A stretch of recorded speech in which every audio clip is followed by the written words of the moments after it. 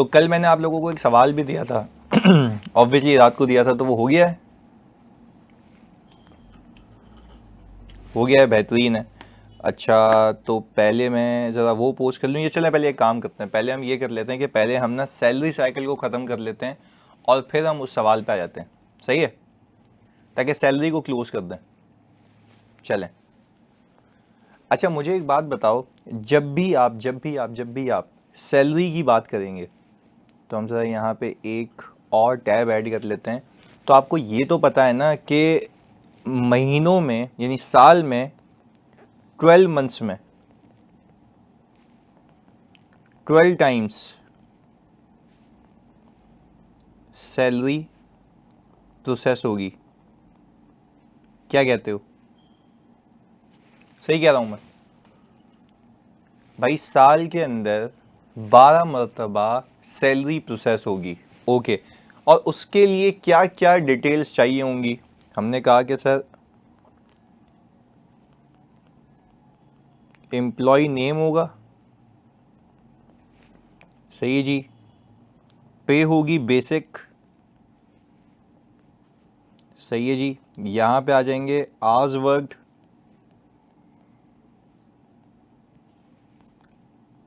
फिर आएंगे allowances, bonus, tax deduction, net पे। ये आएंगी चीज़ें, यही चीज़ें होंगी ना? अच्छा भाई, ये सारी चीज़ें हो गई। अब मुझे एक बात बताओ, क्या मैं जो मैंने ये परफॉर्मा बनाया है, क्या मैं इसको जो परफॉर्मा बनाया है, क्या मैं इसको कह सकता हूँ कि ये कहलाता है पेरोल डेटा? पेरोल डेटा ऐसा ही है, या आप इसको कह सकते हैं पेरोल रजिस्टर। ये हो गया हिसाब किताब। चलें, अब मुझे आप एक बात बताते हैं सोच के, क्या मैं ये करूं कि मैं 12 महीनों का पेरोल रजिस्टर क्लाइंट से लूं और इसकी मैथमेटिकल एक्यूरेसी को चेक करूं और टोटल को ट्रेस करूं फाइनेंशियल स्टेटमेंट से? क्या कहते हो, ये करें? अच्छा, इससे क्या इंश्योर हो रही है, इससे क्या चीज़ इंश्योर हो रही है, जल्दी बताओ। Completeness, very good. तो हमने कहा मैं ऑब्टेन करूंगा पेरोल डेटा, पेरोल रजिस्टर, मैं चेक करूंगा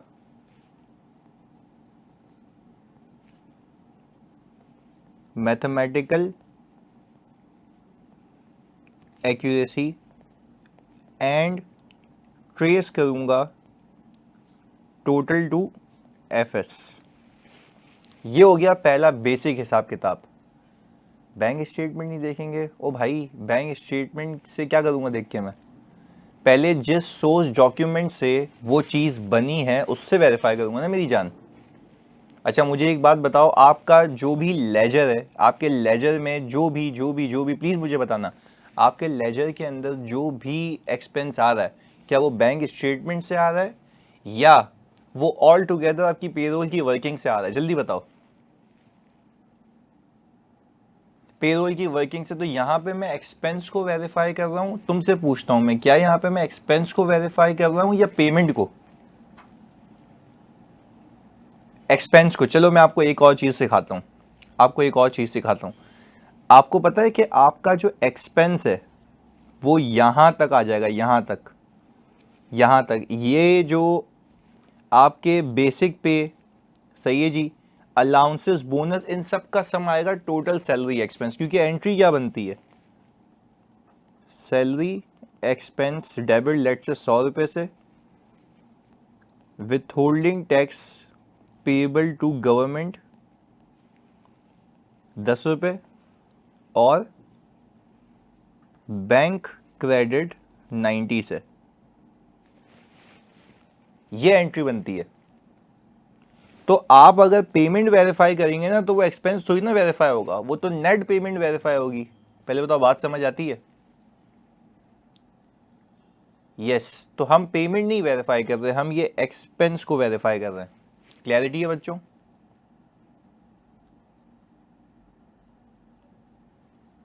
ओके वेरी गुड। चलें अब ये बात हमें समझ आ गई। चलें अब ऑल टुगेदर मुझे करना क्या, जरा ये सुनना। अब हमारी एक रिक्वायरमेंट होती है, आप प्रिपेयर करें एक्सपेक्टेशन, आप प्रिपेयर करें एक्सपेक्टेशन। अच्छा अब मुझे एक बात बताओ, स्टैंडर्ड आपको कहता है आप एक्सपेक्टेशन या एनालिटिकल प्रोसीजर वहां परफॉर्म करते हैं जहां एक्सपेक्टेशन डेवलप हो पाए, कैन बी डेवलप्ड, जहां पैरामीटर्स अवेलेबल हो डेटा के जिससे मैं एक्सपेक्टेशन डेवलप कर सकूं। प्लीज सुनिएगा, बैंक के ऊपर क्या लिखा हुआ है, विथहोल्डिंग टैक्स पेएबल टू गवर्नमेंट, यानी ओके आगे सुनिएगा। मैंने कहा अगर मैं ये काम करूं कि मैं, अच्छा ये अगर नहीं समझ आया ना तो ये सुनना, क्योंकि एग्जामिनर पूछ सकता है, ये एग्जामिनर का दिमाग घूमेगा, किसी ने एक्सपेक्टेशन का सवाल पूछ लेगा। आगे सुनिएगा, आपने कहा 2023 में जो लास्ट मंथ की सैलरी है, 2023 की लास्ट मंथ की सैलरी को अगर मैं 12 से मल्टीप्लाई करूं, एक एक्सपेक्टेशन बना दूं कि अगर मेरे हिसाब से ऊपर ऊपर का हिसाब किताब हो तो क्या होगा। हाँ जी जल्दी बताओ, बात समझ आती है, ऊपर ऊपर का हिसाब हो तो क्या होगा। तो हमने कहा कि यार ये तो हो गया एक अमाउंट, पर मुझे याद आएगा इसमें न्यू ज्वाइनर्स भी तो होंगे, क्या कहते हो, न्यू ज्वाइनर्स भी तो होंगे। तो हम क्या करते हैं, न्यू ज्वाइनर्स का इंपैक्ट अलग से ऐड कर देंगे। क्या कहते हो, करना चाहिए।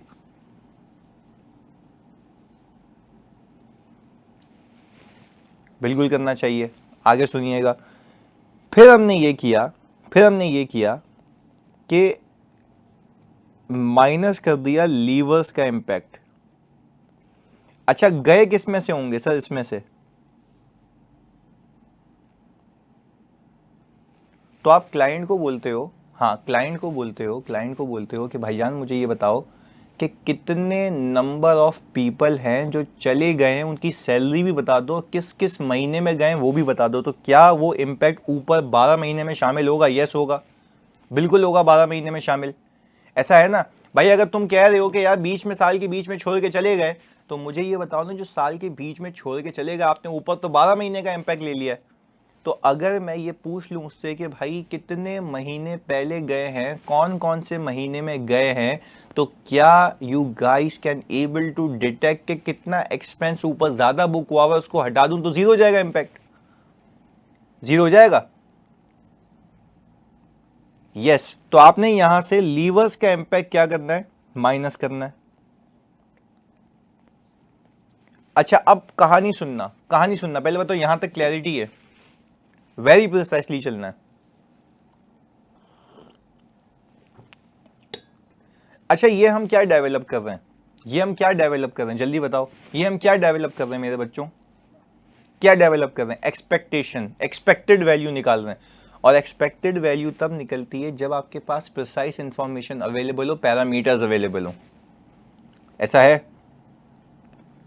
ओके। अच्छा मैं क्लाइंट के पास गया, क्लाइंट को मैंने बोला यार ये तुम्हारे एक्सपेंस से मैच ही नहीं हो रहा, मैं एक्सपेक्टेड वैल्यू को एक्चुअल वैल्यू से कंपेयर करता हूं ना, हाँ या ना में जवाब दो। एक्सपेक्टेड वैल्यू को एक्चुअल वैल्यू से कंपेयर करता हूं ना, ऐसा है। तो भाई क्लाइंट ने कहा कि भाईजान आप बेवकूफ आदमी हैं, आपने एडिशन और लीवर का इंपैक्ट ले लिया, इंक्रीमेंट भी तो लें। मैंने कहा अच्छा इंक्रीमेंट, मैंने कहा कितना इंक्रीमेंट, उसने बोला भाई एवरेज हमारा 12.5% का इंक्रीमेंट लगा हुआ है। तो क्या मैं वो इंक्रीमेंट ऐड कर दूं उसके अंदर, जल्दी बताओ। अच्छा फिर मैंने उससे पूछा क्या न्यू ज्वाइनर्स को इंक्रीमेंट मिलता है जैसे पुराने वालों को, उसने बोला नहीं, इंक्रीमेंट सिर्फ उसको मिलेगा जिसको 1 साल हो चुका है। तो क्या मैं ये कह सकता हूं कि ओल्ड एम्प्लॉइज को 12.5% से मल्टीप्लाई कर दूं, ओल्ड एम्प्लॉय की सैलरी को, ऐसा है? ऐसा है, जल्दी बताओ। ओके, ये तो हो गया। अच्छा, फिर इसमें आपने बड़ा मोहतात होकर ओल्ड एम्प्लॉय की सैलरी पे लगाना है, क्योंकि आप याद रखें जो चले गए, जो चले गए उस पर तो इंक्रीमेंट नहीं लगेगा ना, उस पर तो इंक्रीमेंट नहीं लगेगा ना। हाँ जी, जल्दी बताओ। यस, फिल्टर लगा के निकाल सकते हैं, बिल्कुल सही कह रहे हो मेरे साथ। हाँ, तो अब मुझे एक बात बताओ, अब मुझे एक बात बताओ, क्या ये मैं एक्यूरेट फिगर निकाल रहा हूँ या एक्सपेक्टेड वैल्यू? सिर्फ सवाल है तुमसे। एक्सपेक्टेड वैल्यू, ऐसा ही है। तो हमने इंक्रीमेंट लगा दिया, पूछ के लगा दिया। अच्छा, वो कहता है कि भाई जो भी इस दिन से पहले मौजूद है सबको इंक्रीमेंट लगेगा, जबकि ऐसा होता नहीं है। तो आपने एक फ्रेम डिसाइड करना ना कि यहां से लगेगा। सर, लीवर्स का भी इंक्रीमेंटल अमाउंट लेस करना है ना? नहीं, देखो वो वही बात ना, मैंने बताओ क्या इंक्रीमेंट लगाते हुए क्या लीवर्स का इंपैक्ट लिया था, या मैंने ओल्ड एम्प्लॉयज को इंक्रीमेंट दिया? जल्दी बताओ। ओल्ड एम्प्लॉयज को दिया है। पर सिर्फ याद रखना कि ओल्ड एम्प्लॉयज को जो इंक्रीमेंट मैंने लगाया है, ओल्ड एम्प्लॉयज को मैंने इंक्रीमेंट जो लगाया है, उसमें सिर्फ वो सेलेक्ट किए हैं जो लोग एग्जिस्ट करते थे इंक्रीमेंट के टाइम पे।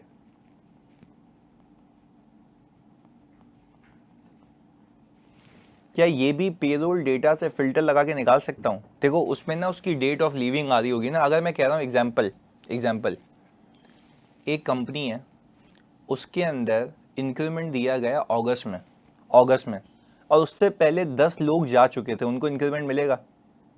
सवाल है, नहीं मिलेगा।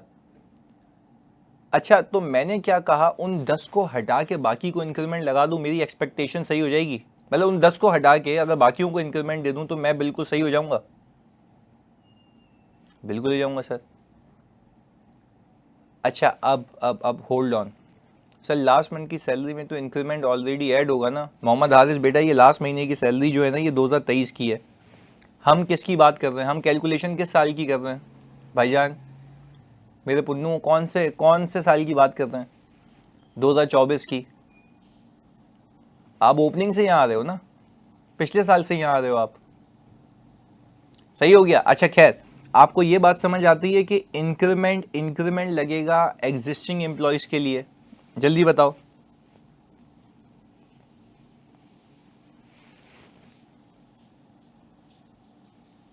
सही है ना? जो इंक्रीमेंट के टाइम पे मौजूद थे, जो इंक्रीमेंट के टाइम पे मौजूद थे, एग्जिस्ट करते थे। अच्छा चलें, यहां तक भी बात समझ आ गई। मैंने फिर क्लाइंट से पूछा, यार भाई आपका एक्सपेंस जो है वो गलत आ रहा है, आपने, फिर रिपीट कर रहा हूं, आपने कैलकुलेशन सही नहीं की हुई है। फिर वो कह रहा है सामने से, भाईजान आपका दिमाग खराब है, बोनस। मैंने कहा बोनस? वो आपकी सैलरी में नहीं था? उसने बोला बोनस वन टाइम होता है भाई, बोनस वन टाइम होता है, अलग से होता है। तो मुझे आप एक बात बताओ, क्या बोनस का इम्पैक्ट अलग से ऐड करूं इस साल में? ऐसा है ना? चलें, जब मैंने इन सबको ऐड किया और मैं इसको मैच करूंगा एफएस की फिगर से, तो जब मेरे बच्चों में एफएस की फिगर से मैच करूंगा और आंसर अगर इसके करीब करीब आता है, तो मुझे, तुम लोग बताओगे क्या सम एविडेंस मिल रहा है, कोलैबोरेटिव एविडेंस मिल रहा है, या परसुएसिव एविडेंस मिल रहा है? जल्दी बताओ।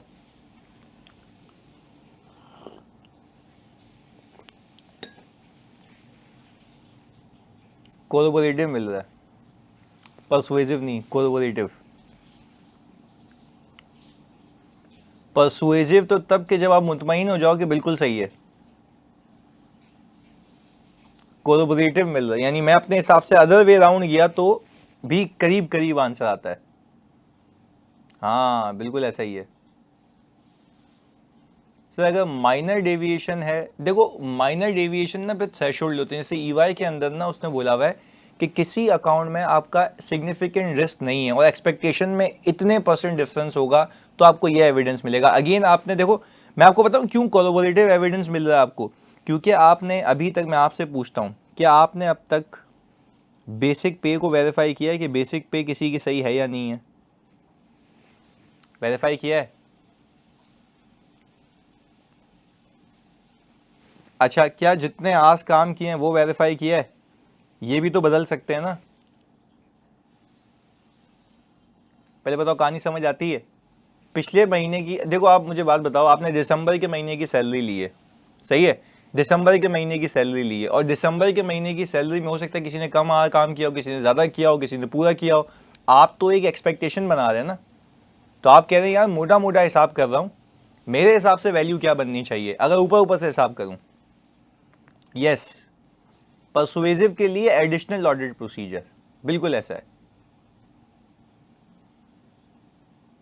बात समझ आती है? सर अगर ये बैलेंस एफएस से मैच हो जाती तो परसुएसिव, देखो कभी जिंदगी में मैच नहीं हो सकती। तुम खुद अंदाजा लगाओ, क्या कभी जिंदगी में मैच हो सकता है?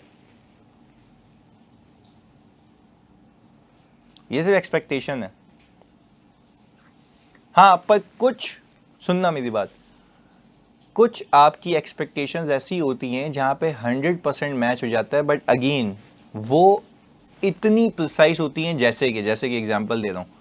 आप बात कर लें प्रीपेड एक्सपेंस की, प्रीपेड इंश्योरेंस की, वो एग्रीमेंट के हिसाब से आप टकाटक मल्टीप्लाई करते हो, एग्जैक्ट आंसर आता है, उसमें वेरिएशंस नहीं होती, उसमें वेरिएशंस नहीं होती हैं।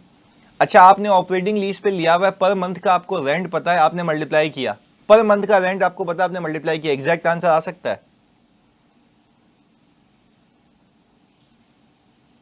यस। चलें, रेवेन्यू पे भी हो सकता है, जैसे इस बच्चे ने कहा स्कूल है, स्कूल के पूरे साल के जो हैं, जो स्टूडेंट्स हैं वो 1200 स्टूडेंट्स हैं। 1200 स्टूडेंट्स को अगर मैं उनकी अलग अलग फीस से मल्टीप्लाई करूंगा, क्या मुझे आंसर मिल जाएगा एग्जैक्ट?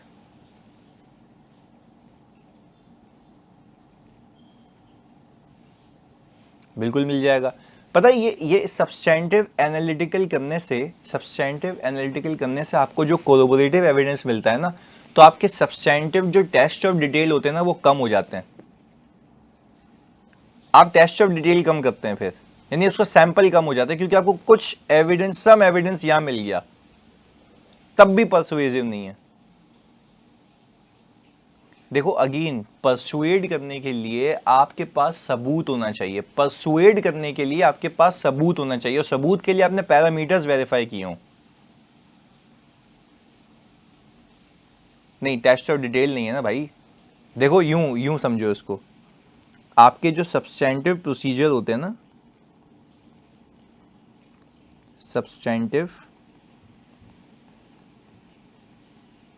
प्रोसीजर, इसकी दो शाखें हैं, एनालिटिकल और टेस्ट ऑफ डिटेल। एनालिटिकल और टेस्ट ऑफ डिटेल। तो अगर आपको सब्सटेंटिव में एनालिटिकल पे कुछ एविडेंस मिल गया, हाँ जी, यहां से आपको सम एविडेंस मिल गया, तो मैं आपसे पूछता हूं लॉजिकली, टेस्ट ऑफ डिटेल में जो आप सैंपल सेलेक्ट करोगे, क्या वो कम होगा? हाँ जी, क्योंकि आपको कुछ एविडेंस यहां मिल गया ना, एक अलग तरीके से सबूत मिल चुका है आपको, ऐसा है? बात समझ आती है? सर तो रिस्क असेसमेंट के लिए, अच्छा आप देखो दो बातें यहाँ पे इन्होंने पूछा है, संसन ने। सर तो रिस्क असेसमेंट के लिए जो एनालिटिकल करते हैं वो सब्सटेंटिव ही होता है। यस, पर सब्सटेंटिव एनालिटिकल प्रोसीजर पर रिस्क असेसमेंट के लिए, देखो जब रिस्क असेसमेंट में करता हूँ तो वो स्टार्ट ऑफ द ऑडिट पे होता है। क्या वो स्टार्ट ऑफ द ऑडिट पे होता है? यस, वो रिस्क असेसमेंट के लिए होता है। अब जो मैं कर रहा हूँ वो किसके लिए कर रहा हूँ? एविडेंस गैदर करने के लिए ड्यूरिंग द ऑडिट। बात समझ आती है? तो एनालिटिकल आप तब भी कर सकते हैं, अब भी कर सकते हैं। चलो एक और चीज बताता हूं, आप लोग जब रिस्क असेसमेंट के अंदर, सिर्फ समझने के लिए, हाँ मेरे बच्चों, आप लोग रिस्क असेसमेंट के अंदर मैं आपसे ये पूछूं कि आपने इंस्पेक्शन की थी बीओडी मिनट्स की, हाँ या ना में जवाब दो। इंस्पेक्ट की थी, जल्दी बताओ। हाँ जी, तो चलो अब मैं आपको एक और चीज बता दूं, यहां पे भी तो इंस्पेक्ट करते हो।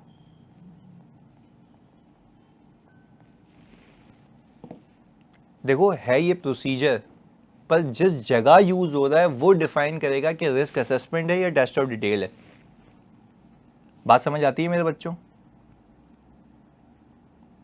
इंस्पेक्शन तो यहां भी होती है, यानी देखते, मैंने नहीं आपको बताया था कि आप जो है कितने बैंक अकाउंट खुले उसके लिए जाके आप जो है बोर्ड ऑफ डायरेक्टर्स के मिनट्स को इंस्पेक्ट करेंगे, तो करते हैं ना आप लोग, क्यों नहीं करते? करते हैं, बिल्कुल करते हैं। यस। अच्छा, आप अगर अपनी बुक खोल के देखेंगे ना, आपका ये एविडेंस वाला चैप्टर, वो पता है आपको क्या बोलेगा कि आपने ये प्रोसीजर परफॉर्म करने में, बड़ी गहरी बात कह रहा हूँ, फोकस होकर सुनना, आपने ये प्रोसीजर परफॉर्म करने, कौन से सुनना है एक एक करके बता रहा हूँ। पहला इंस्पेक्शन, इंस्पेक्शन, यही इंस्पेक्शन आपने रिस्क असेसमेंट में भी करनी होती है, यही इंस्पेक्शन आपने टेस्ट और डिटेल में भी करनी होती है। दोनों का मकसद क्या होता है? अलग, ऐसा है। फिर बोलता है इंक्वायरी करनी होती है, इंक्वायरी करनी होती है। भाई वहां पे आप इंक्वायरी करते हैं ना कि आपका रेवेन्यू क्यों बढ़ गया, आपका रेवेन्यू क्यों बढ़ गया, प्लॉजिबल रिलेशनशिप को देखने के लिए कि कंपटीशन चल रहा है, रेवेन्यू ऊपर जा रहा है, प्लॉजिबल रिलेशनशिप को देखने के लिए इंक्वायरी होती है। यहां पे आपकी इंक्वायरी की नौयत अलग होती है, सवालात अलग होते हैं, तो वो भी इंक्वायरी है, ये भी इंक्वायरी है, पर वो इंक्वायरी रिस्क असेसमेंट में आ जाती है, ये इंक्वायरी टेस्ट ऑफ डिटेल में आ जाती है। पहले बताओ, बात समझ आती है? बात समझ आती है बच्चों? Got it? चलो, यानी हमने ये पहले आप लोगों को फ्रेमवर्क क्लियर किया कि पहले और अब में क्या फर्क है। सही है मेरी जान? जल्दी बताओ। ओके, चलें, अब हमने यानी ये कंक्लूड कर लिया कि जो सब्सटैंटिव एनालिटिकल प्रोसीजर है, ये सेम प्रोसीजर, क्या अबू हुरैरा बिल्कुल सही कह रहे हैं कि सेम प्रोसीजर, पर्पस डिफरेंट है। चलो एक और बात, एक और बात, आपको मैंने कहा था जब आपके पास आपको related party relationship and transactions identify करने होते हैं, ऐसा ही है, तो आप मैनेजमेंट से, मैं फिर बता रहा हूँ, मैनेजमेंट से कि आप लिस्ट ऑफ रिलेटेड पार्टी लेके पिछले साल से कंपेयर करते हैं, तो इंस्पेक्ट करते हो ना, इंस्पेक्ट करते हो ना, इंस्पेक्ट करते हो ना, तो वो भी तो इंस्पेक्शन है। तो इंस्पेक्शन एक प्रोसीजर है, you guys need to decide कि वो परफॉर्म कहाँ करना है, प्लानिंग स्टेज पे, रिस्क असेसमेंट स्टेज पे, या टेस्ट और डिटेल के स्टेज पे। बात समझ आती है? तो दिस इज द फिनोमिना। चलें, बेहतरीन हो गया, गुड हो गया, ऑल क्लियर। चलें, ओके, अब हम चलते हैं आगे। अब मुझे बताओ, जब आपने एक्सपेक्टेशन बना ली तो दो नतीजे निकलेंगे, या तो आपका आंसर करीब करीब आएगा, या तो आपका आंसर डिवास्टेटिंग आएगा, कोई हाथ पांव नहीं होगा, मतलब इधर उधर आंसर होगा। मुझे आपको बताओ, अगर आपका आंसर इधर उधर हो गया तो क्या आपको कोई सबूत मिला किसी भी नौयत का? किसी भी नौयत का नहीं मिला, तो क्या रिपोर्ट को क्वालिफाई कर दें? जल्दी बताओ, रिपोर्ट को क्वालिफाई कर दें? सवाल है। नो, फिर क्या करूं? फिर क्या करूं? Further procedures, very good, further procedures, test of detail, that's what we are talking about ना, test of detail. Yes, test of detail करेंगे, ऐसा ही है ना, सब्सटेंटिव प्रोसीजर करेंगे। चलें, तो यानी हम टेस्ट ऑफ डिटेल करेंगे, यानी देखो सब्सटेंटिव प्रोसीजर की शाख ही है ना एनालिटिकल प्रोसीजर, सब्सटेंटिव प्रोसीजर की शाख ही है ना एनालिटिकल प्रोसीजर, पर उससे नहीं मिला सबूत तो आगे बढ़ गया, आगे बढ़ गया मैं। क्लैरिटी है? चलें, ओके, अब इसी में देखो, इसी में देखो, इसी में देखो, क्या मैं for sample of employees, sample of employees बड़ी इजी से सिखाऊंगा मैं, बड़ा इजी करके, for sample of employees,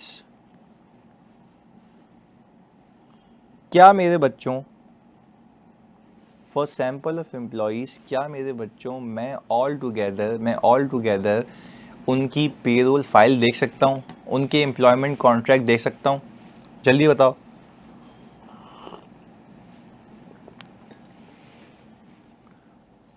okay, अबे चर्सी, आईडी कार्ड की कॉपी नहीं, सैलरी देखनी है मुझे, आईडी कार्ड पे कौन सी सैलरी लिखी हुई होती है?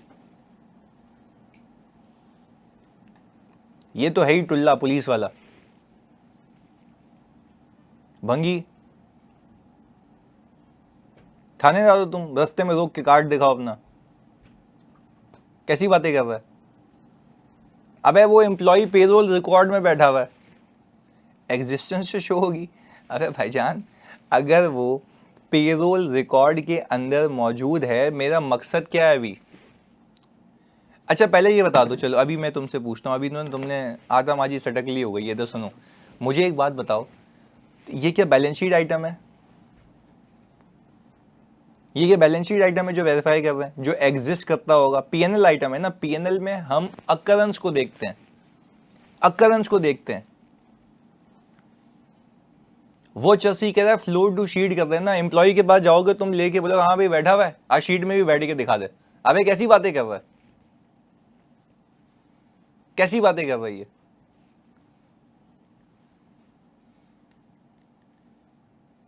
एम्प्लॉय पे क्या टैग लगा हुआ होता है?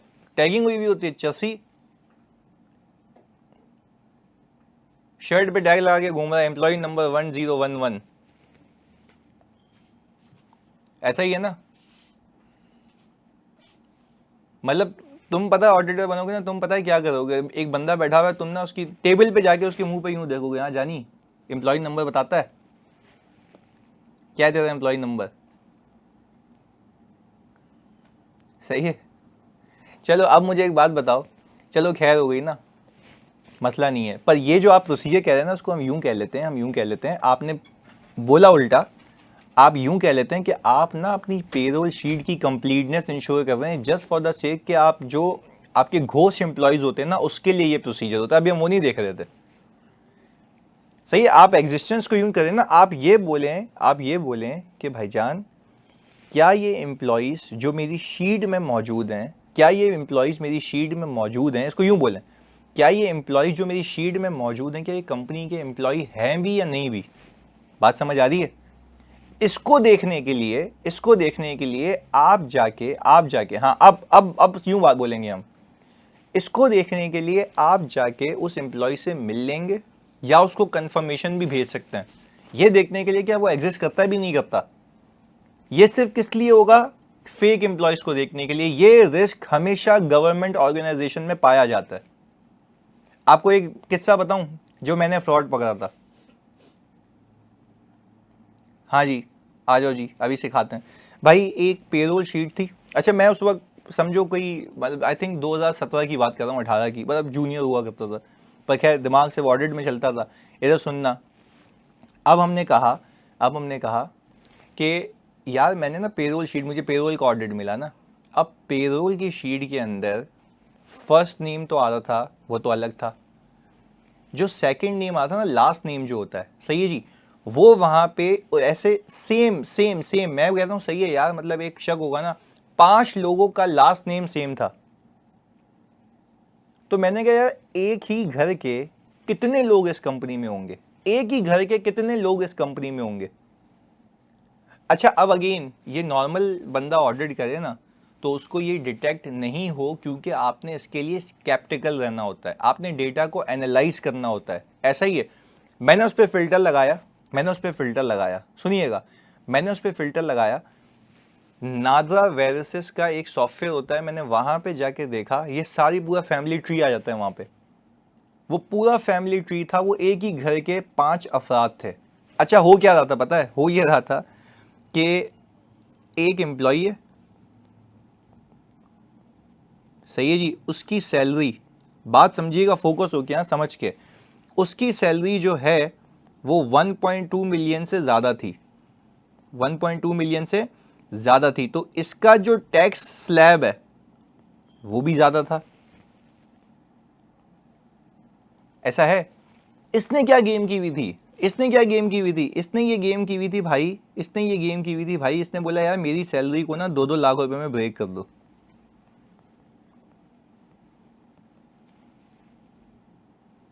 सही ना? ऐसे कि 1.2 मिलियन, बाकी रिवीजन मेरा हो जाए। अच्छा फिर ये क्या कर रहा था, इससे हुआ क्या, इससे हुआ ये, सैलरी एक्सपेंस तो पूरा बुक हो रहा था जितना उससे एग्री हुआ है, पर इसमें जो टैक्स बुक हो रहा था वो नहीं हो रहा था जो होना चाहिए। क्या कहते हो? ऐसा है भाई? गेम कैसा है जल्दी बताओ, गेम कैसा है? एक ही घर में पैसे जा रहे हैं। मैंने कहा कि यार चलो सही है। फिर जब हमारी बात हुई ना, अच्छा वो था एग्जीक्यूटिव लेवल का बंदा, सही मतलब नाम नहीं ले सकते हम। जब मेरी बात हुई ना उनसे, उस ज़माने में 2017 की बात कर रहा हूँ, 18 की बात कर रहा हूँ, तो उसने मुझे खुद बुलाया। उसने बोला ये है कौन चस्सी जिसने ये डिटेक्ट किया है? तो मैंने तो खैर ये बोर्ड तक रेस कर दिया था मामला। तो खैर वो जब बुलाया तो उसने देखा एक चुन्नू सा बच्चा है, सुनना। तो बोला कि बेटा आपने, वो बेटा बोल रहा था मुझे, बातें सुनो देखो, काम हमने बाप वाला किया, बेटा बोल रहा है मैं, सुनो इधर। तो खैर मुझे बोलता है कि बेटा आपने ये डिटेक्ट कैसे किया? मैंने बोला सर देखें, आपने जो ये गेम की थी ना, अच्छा मेरे अल्फाज ही थे क्योंकि ऐसी बात है उस वक्त आप इतने जूनियर होते हो तो आपको बोलने की इतनी तहजीब नहीं होती, आपको नहीं पता होता कि इसके सामने कैसे बात करनी है, and with the passage of time आपको मेच्योरिटी आती है। मैंने बोला सर देखें, ये जो आपने गेम की हुई थी ना, उसमें आपने सब सही किया था, खाली आपने जो लास्ट नेम है ना वो सेम रखे थे, लास्ट नेम आपने सेम रखे थे, तो अगर वो आप चेंज कर लेते मैं कभी नहीं डिटेक्ट कर पाता। तो बोला व्हाट इफ अगर मैं चेंज कर दूं फिर कैसे डिटेक्ट करोगे? मैंने कहा सर मैंने आपको कहा ना कि मैं फिर डिटेक्ट नहीं कर पाता। तो फिर उसने बोला कि यार भाई वाह। फिर जब मेरी आर्टिकल्स खत्म हुई तो उसने मुझे बोला भी यार तुम आना चाहोगे यहाँ पे हमारे पास? मैंने कहा नहीं नहीं सर, ऐसे अभी और चीज़ें पकड़नी है। तो खैर I can never be in the company but yes being an auditor, वो मेरा दिमाग चलना चाहिए था। पहले तो कहानी समझ आई कि कितना इंपॉर्टेंट है। सही है, चलो ओके। तो ये तरीका है, एक फारिग सवाल से कुछ अच्छा सीख लिया, यही कह रहे। अच्छा भाई अनस कह रहे हैं सर यही कह रहा था मैं आसान भाषा में। यार आसान भाषा तुम्हारी ये थी ना कि तुम जाके कह रहे थे कि मैं एम्प्लॉय की एग्जिस्टेंस जाके देख लूंगा वहाँ मौजूद है ये नहीं है। तुम उससे बात कर सकते हो, सही जी, तुम उसको कंफर्मेशन भेज सकते हो, ये सही है बिल्कुल। मैंने तुम लोगों को एक्नॉलेज तो किया। अनस ये बताओ मैंने मना किया कि तुम गलत कह रहे हो? हाँ जी, पर मैंने कहा अभी मैं जो बात कर रहा था ना वो अकरेंस की बात कर रहा था, तुमने उसमें डाल दिया बीच में एग्जिस्टेंस। सही है, बात समझ आती है? बहुत अच्छा हूं मैं, थैंक यू यार। देखो तंज मार रही है भाई को, इतनी मोहब्बत के बाद भी तंज मार रही है भंगी। सही है भाई, क्या कह सकते, दुनिया ही ऐसी है, जिससे प्यार करो वही धोखा देता है। सही है भाई, डन हो गया। अच्छा भाई अब कदर नहीं है ना उसको, बिल्कुल ऐसा है। चलो अब मुझे बताओ भाई, आप सैंपल ऑफ एम्प्लॉयज उठा के क्या उनके एम्प्लॉयमेंट कॉन्ट्रैक्ट को देख सकते हैं? हाँ या ना? उससे आपको ये सैलरी पता लग जाएगी भाई की, अलाउंसेस पता लग जाएंगे भाई के। चले आप जल्दी दस्ती दस्ती बताओगे, तुम लोग इतनी मेहनत की है तुम पे, ये वेरीफाई करने की नीड है आवर्स वर्कड। ओके, तो जो सैंपल सेलेक्ट किया है, सैंपल सेलेक्ट किया है उसमें तुमसे मैं पूछता हूं, जो सैंपल सेलेक्ट किया है उसके अंदर जो तुम आवर्स वर्कड देखोगे, क्या वो time in time out report से देखोगे? Time in time out report से देखोगे, यस और no? Yes sir, time in time out report से देखेंगे। वेरी गुड, बेहतरीन। ओके ये भी हो गया। अच्छा पर मुझे एक बात बताओ, आप रीकैलकुलेट क्यों नहीं कर रहे अभी? मैं तो ये लिख दूं ना प्रोसीजर में, रीकैलकुलेट कर लूंगा सैलरी मल्टीप्लाई करके, ये करके क्यों नहीं कर रहे सर? पैरामीटर तो वेरीफाई करें ना। अच्छा, सनसन कह रहे हैं कि सर ये जो हमने आज वर्कड है, आज वर्कड है, ये तो हमने टीओसी में देख लिया था। टीओसी में मैंने कितने घंटे किसने काम किया ये देखा था, या ये देखा था कि time in time out record हो रहा है नहीं हो रहा? जल्दी बताओ। एक्टिविटी देखी थी वहां पे, वो एक्टिविटी थी। हाँ अब ये तो शुक्र है कोई नहीं कह रहा आज के, उस दिन जिस चसी ने कहा था मुझे, ऋषभ मुश्तो भाई था बंगी, ये उस दिन कह रहा था ना मुझे कि सर ये टीओसी और उसमें मैं मिक्स हो गया हूँ। ओ भाई मिक्स नहीं है, अलग है। अच्छा, टाइम इन टाइम आउट में अगर गड़बड़ हुई तो भाई टाइम इन टाइम आउट में गड़बड़ नहीं है तो तुमने टीओसी किया था ना उसका? हाँ जी, जल्दी बताओ, बात समझ आती है आसान भाई? अगर टाइम इन टाइम आउट में गड़बड़ हुई तो वो तो टीओसी में पकड़ लेते ना तुम। तो यहां पे तो उसकी एक्यूरेसी को देखने के बाद तो यहां पहुंचे हो। चलें ओके ओके। अब मुझे एक बात बताओ, ये हो गया कि time in time out report से हम इंस्पेक्ट कर लेंगे द आवर्स वर्कड। क्लियर है? चलें ओके। मुझे बताओ ये जो बोनस है या ओवर टाइम है, क्या मैं अप्रूवल, सेपरेट अप्रूवल देख सकता हूँ? बोनस की बोर्ड ऑफ डायरेक्टर्स की अप्रूवल देख सकता हूँ? जल्दी बताओ। क्या मैं टैक्स की डिडक्शन देख सकता हूं कि as per income tax ordinance हुई है नहीं हुई है? मैं वही जो सिलेक्टेड एम्प्लॉयज है ना, उसके ही सैंपल पे मैं ये देखूंगा कि अगर इन पे डिडक्शन सही हो रही है तो बाकियों की डिडक्शन भी सही होगी। ऐसा है? अच्छा, अलाउंसेस तो मेरी जान मेरे बेटे, अलाउंसेस तो उसके एम्प्लॉयमेंट कॉन्ट्रैक्ट में लिखे होंगे ना, वो तो कर चुके हैं हम वेरीफाई। क्लियर है? ओके। तो अब हमने कहा टैक्स डिडक्शन में देखूंगा as per income tax ordinance 2001 हो रही है या नहीं हो रही है। मैं उसी के एम्प्लॉय की जो सिलेक्टेड सैंपल में है उसी को मैं उठाऊंगा और मैं देखूंगा उसके स्लैब पे के हिसाब से क्या वो डिडक्शन बनती भी है या नहीं भी बनती। क्या करूंगा मैं? उसकी सैलरी उठाऊंगा, मुझे पता है उसके अलाउंसेस, मुझे पता है उसका बोनस, मुझे पता है टोटल एनुअल सैलरी आ जाएगी। मैं उसके टैक्स के शेड्यूल में जाके टैक्स ऑन सैलरीड पर्सन पे जाके मैं देख लूंगा उसको कौन सा स्लैब है। क्या मैं रिकैलकुलेट कर सकता हूं? यस कर सकता हूं।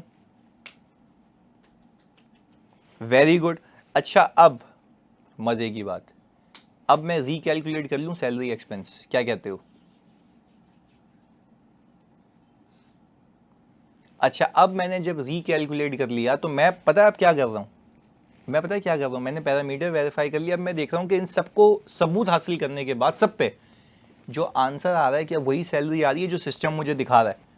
वही सैलरी आ रही है जो सिस्टम मुझे दिखा रहा है। तो इसका मतलब मेरे सेलेक्टेड सैंपल में अगर सब सही है तो बाकी पॉपुलेशन भी बिल्कुल, क्या बोल रहा हूं, क्या बोलेंगे हम, बताओ? मेरी बाकी पॉपुलेशन भी बिल्कुल सही होगी। Very good. और फिर क्या आप ये देख सकते हैं कि अगर कोई अक्रूवल बुक हुआ हुआ है आखिरी महीने का, तो क्या हम बैंक स्टेटमेंट से उसकी पेमेंट देख सकते हैं? नेट पे, नेट पे देख सकते हैं। और चलो एक और चीज सिखाता हूं, ये जो टैक्स डिडक्ट किया है, क्या हम ये देख सकते हैं कि ये टैक्स की डिडक्शन विद इन 15 डेज या जो भी रेगुलेटरी टाइम है उसके अंदर पे हुई या नहीं हुई? ऐसा है? रेगुलेटरी कंप्लायंस भी आ गई। क्लियर है जानी? तो ये रहा आपका सैलरी का पूरा हिसाब किताब जो हमने अभी कवर भी कर लिया। ये रहा, have been deposited timely, relevant period, bank statement, सब सिखा दिया। नहीं, टैक्स कैलकुलेशन क्या तुम लोग खुद कर सकते हो? जल्दी बताओ। आराम से हो सकती है ना, इतने तो एक्सपर्ट हो ना यार।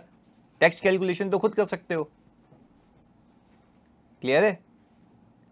चलो इसको, very good very good very good. अब मुझे एक बात बताओ, इसको हम यहां तक रखते हैं। सही जी, मैं आज वो नहीं, एक कॉल है मेरी अभी, तो इसके लिए कट ऑफ के लिए क्या प्रोसीजर होगा? ये रहा ना रेलेवेंट पीरियड वाला। भाई जिस मंथ का पेरोल है देख सकते हो सही मंथ में बुक हुआ नहीं हुआ? बिल्कुल वही तो कर रहे हैं। सही हो गया। अच्छा एक बात बताओ, अगर मैं आज रात को मैं फिर से क्लास रख लूँ 1 घंटे की, तो क्या तुम्हारी इजाज़त है? ऑनलाइन ही तो है। चले मैं आपको बता दूंगा, हाँ 10 बजे, 10 से 11 मैं आपको बता दूंगा ये चीज़। सही है, थैंक यू यार। मैं आपको बता दूंगा ये चीज़, मैं आपको 4 से 5 बजे तक। सही है? चलें, थैंक यू, अल्लाह हाफिज़। नोट्स अपडेट कर रहा हूँ।